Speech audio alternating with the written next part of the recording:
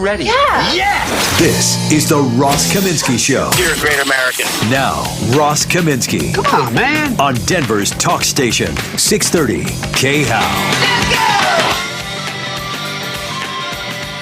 All right, good morning.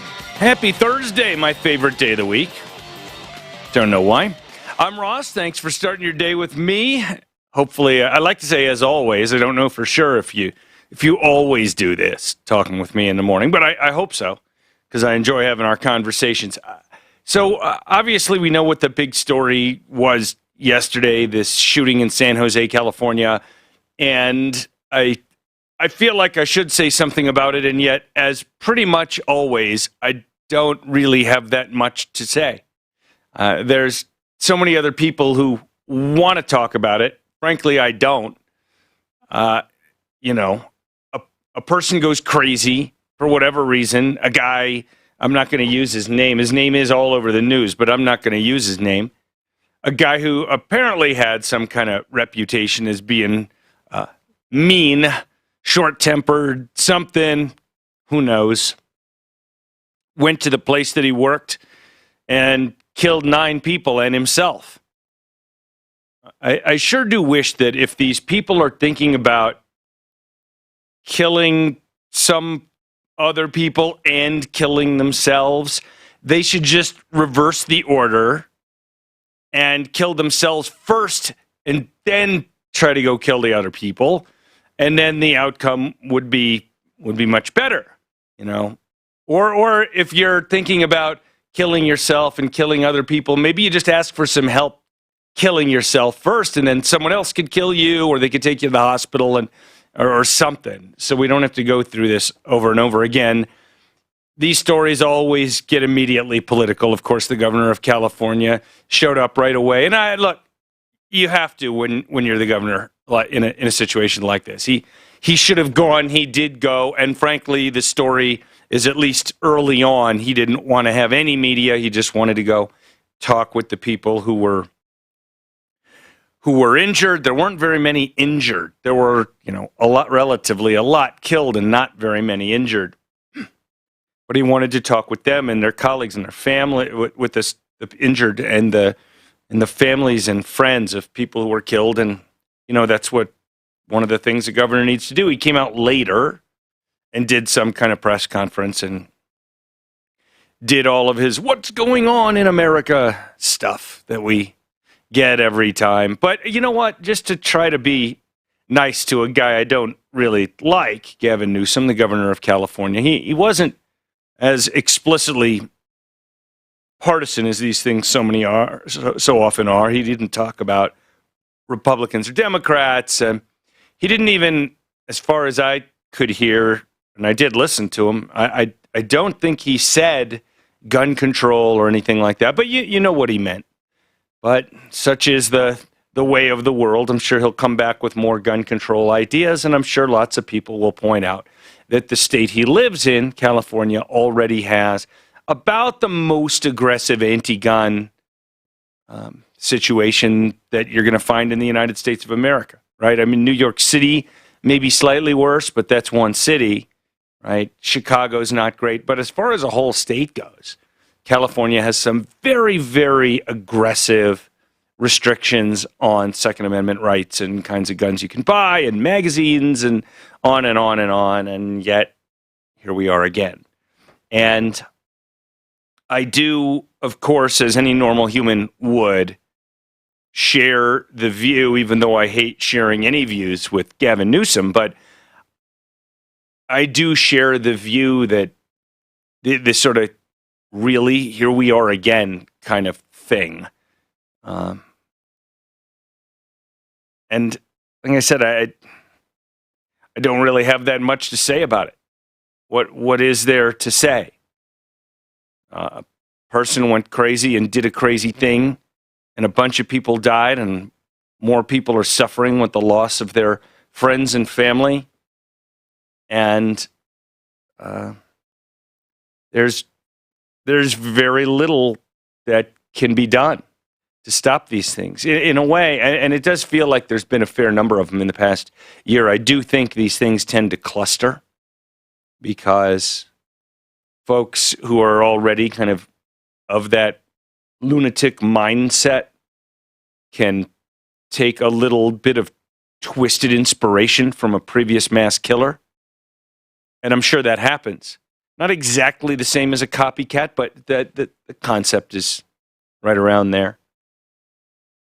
And I simply don't think there's anything that I don't think there's anything of substance that can be accomplished by changing the law when it comes to so-called gun control.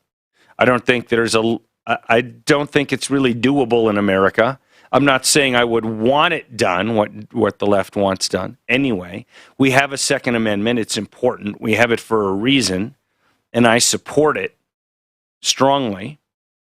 And so all I can think of at times like this, especially the one that happened in Boulder not very long ago, is that most of the time, if we're going to try to stop something like this, it's going to fall into that category of if you see something, say something, right? It's going to fall into that category that's more like what red flag laws are designed to address. I dislike red flag laws less than a lot of my very strongest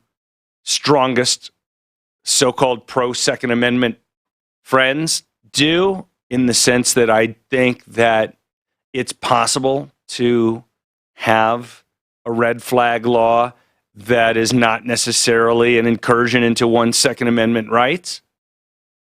I mean that in the context of that it's settled American law that in some situations a person can lose a constitutional right. For example, you commit a felony, you can lose your gun rights. And there are certain kinds, very few, but there are, a few things you're not allowed to say, right? You're not allowed to say that somebody or a group should go out and hurt somebody else right now. You're not allowed to say, let's get a gang together right now and go find Ross and beat him up. It's illegal to say that, even though we have a First Amendment. So there are situations, rare situations, but reasonable ones, in which a person can at least temporarily lose their Second Amendment rights.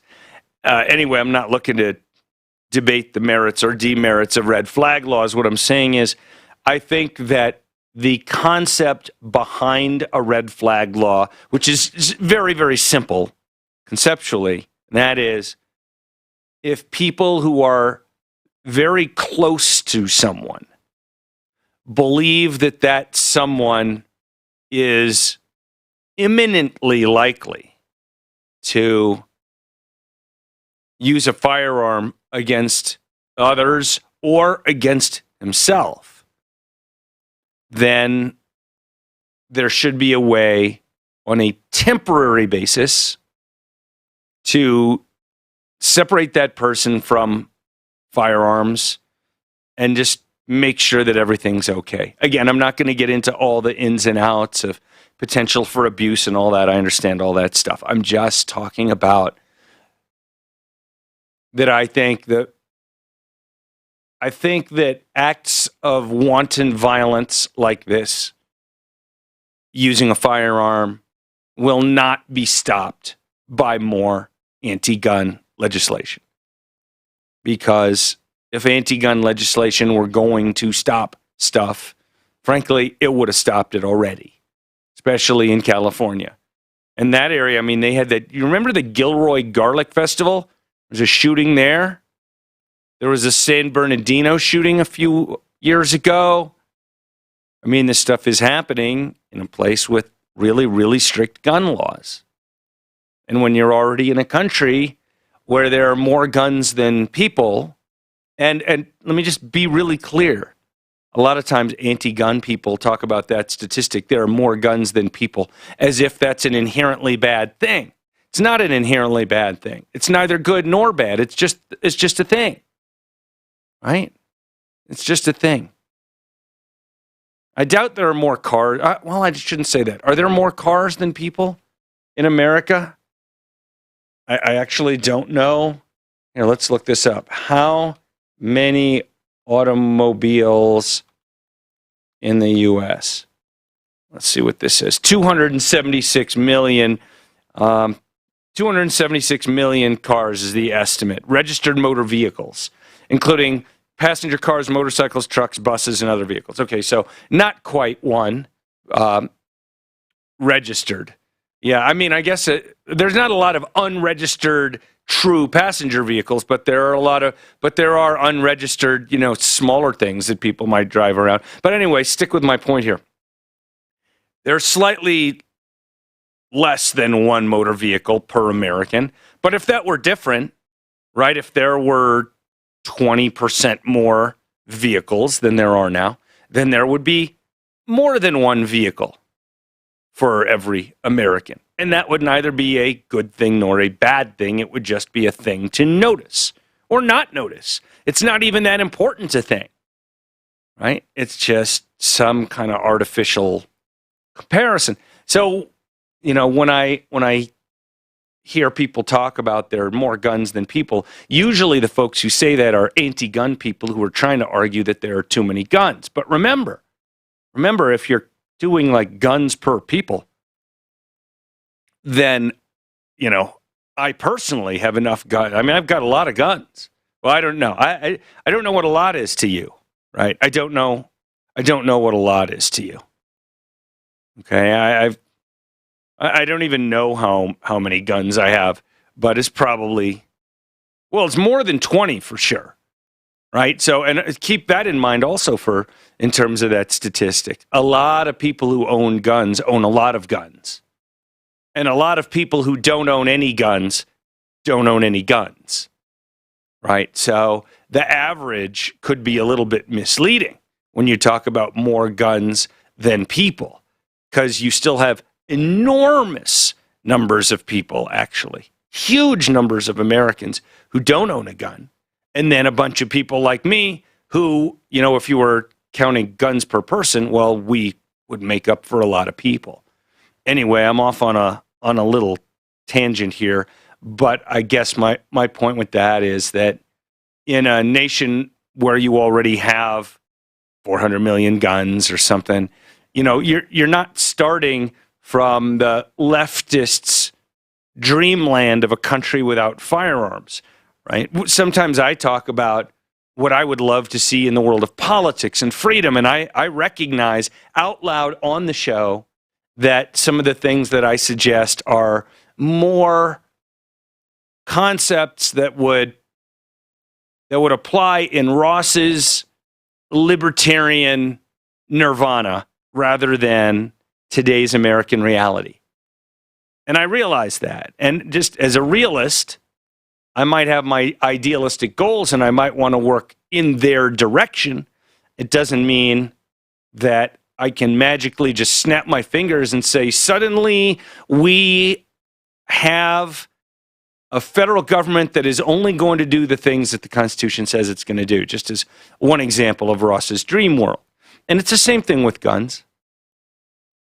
We live in the world we live in. And again, while making very clear that I have no problem with the number of guns in America, it doesn't bother me at all. It's fine.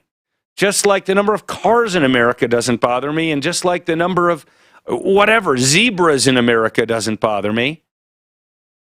It's just a thing. I'm not trying to control it all. It's just a thing. But in the real world, when you've got that many guns, it's not that hard to find a gun to buy if you're really dedicated to it. And it's part of the reason that so much of this anti-gun stuff is just so pointless. It's also worth remembering